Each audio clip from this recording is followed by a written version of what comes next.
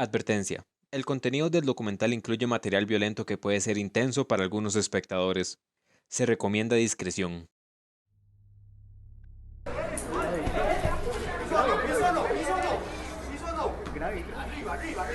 Todos hemos visto una pelea o dos cuando estábamos cursando secundaria. Antes era algo ocasional, pero ahora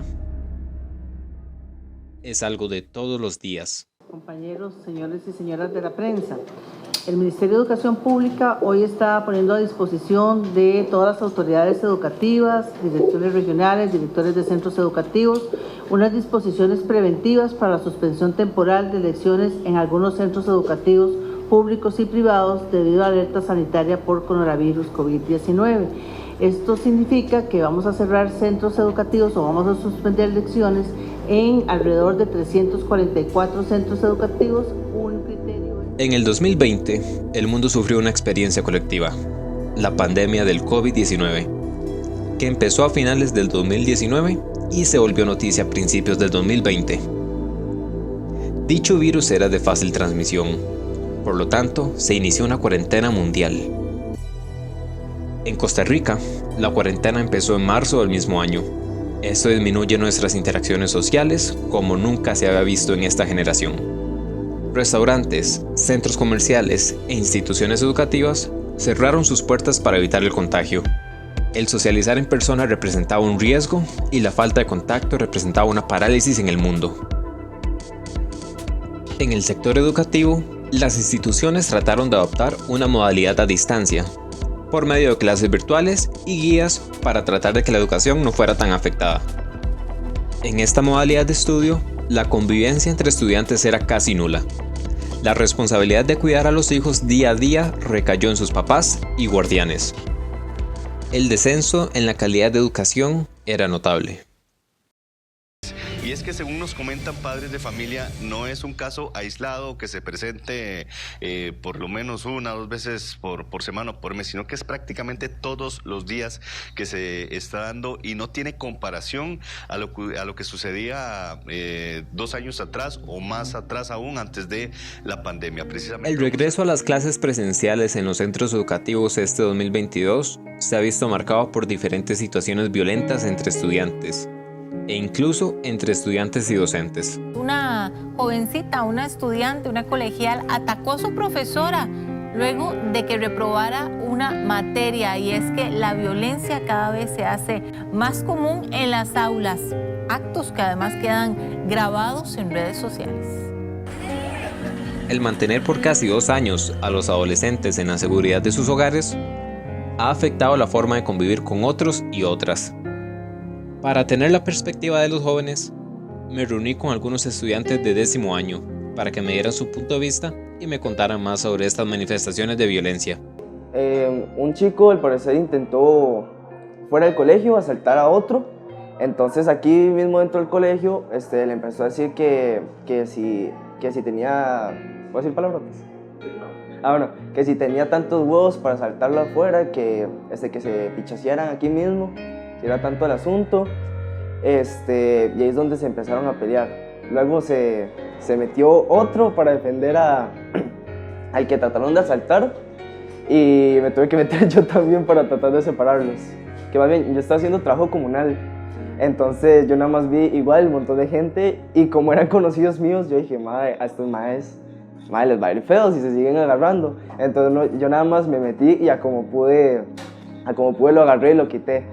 De hecho, una vez estábamos por el comedor y como que ya el ambiente se siente caliente, entonces eso como que uno ve pasar a la gente y esas miraditas y esos choques, y se hizo así como entre pandillas, por así decirlo. De un lado estaban todos mis compas con puñales, con punzones y enjachando a otros, digamos, a los quintos. Y se hizo un broncón, o sea, no pasó a más, digamos, porque bajó la directora y llamó a la policía y metieron a unos a unas aulas y así. Pero sin embargo sí es feo. El pasado, el último, estuve yo involucrado y fue un problema muy serio porque traté de separar una riña, y donde separé, un estudiante me tiró un puñetazo a mí en la cara. Donde yo me quito el puñetazo, me vuelve a tirar otro y a mí lo que me quedó fue defenderme. Entonces yo lo agredí y producto de eso le abrí una ceja. por lo cual a mí me hicieron un proceso y me expulsaron 10 días y todo. Y ese estudiante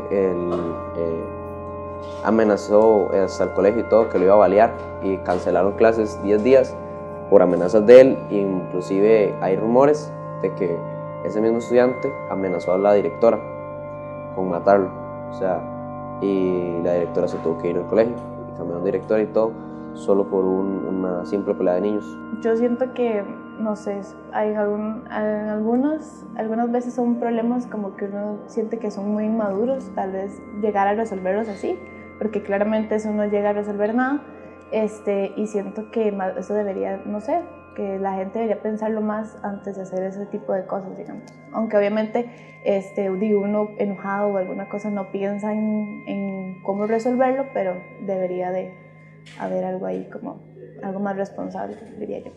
Vos me miraste mal, mae, nos agarramos. Mae, vos dijiste algo sobre mí, mae, nos agarramos. Mae, vos agarraste algo mío, mae, nos agarramos. Yo creo que lo puede ocasionar mucho son como el no autocontrol, no sé si se dice así. Que usted también no se autocontrola, digamos, uno muchas veces piensa con la cabeza caliente y uno no razona bien las cosas, y también el tipo de personas con las que se junta. Porque, digamos, yo tengo una amiga que se va a agarrar y yo veo que la están matando al otro lado, yo me voy a meter, obviamente. Entonces, sí, yo siento que también como influye mucho esas cosas. El MEP cuenta también con protocolos para lidiar con estas situaciones. Estas acciones sí se han ido actualizando y reestructurando por el aumento de violencia en este último año. A pesar de esto, los estudiantes no creen que la institución maneje estos sucesos de la mejor manera. Si se da una situación con otro profesor, el profesor lo pasa al profesor guía y el profesor guía ya empieza a llamar a los padres de ambas partes. Y luego se hacen las actas correspondientes y se da el establecimiento de cuáles son las transgresiones de acuerdo al reglamento de evaluación de sus aprendizajes. Entonces ahí se definirá qué tipo de falta es, y de acuerdo al tipo de falta, si es una falta grave, gravísima o etcétera, se hace un rebajo de puntos y luego se hace una acción correctiva. Siempre va a haber una acción correctiva para resarcir los daños. Creo que les hace falta más transparencia, mejor diálogo con los estudiantes, no solo actuar con procesos, porque los estudiantes no somos ganado. Siento que está muy mal, porque en este colegio o en otros, cuando pasan este tipo de cosas, los profesores muchas veces no hacen nada, por más que obviamente uno entiende que en algunos casos es riesgoso entrar a una pelea de esas, pero muchos casos han visto de profesores que están ahí y no hacen nada, ni siquiera, o sea, por tratar de separarlos o calmar el problema. Entonces siento que está muy mal eso.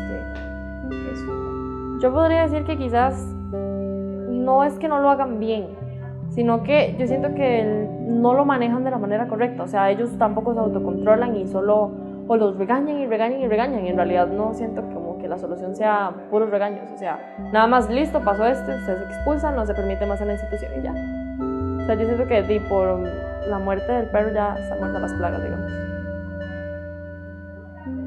Yo en lo personal entiendo de que las instituciones hagan todo lo que puedan para tratar de reducir la violencia y todo, pero es inevitable. Es como que la policía está para que no se rompan las leyes, pero igual hay gente que rompe las leyes. Entonces siento yo que la violencia, hagan lo que hagan, pongan las reglas que pongan y todo, siempre se van a terminar agarrando, siempre van a haber casos de violencia.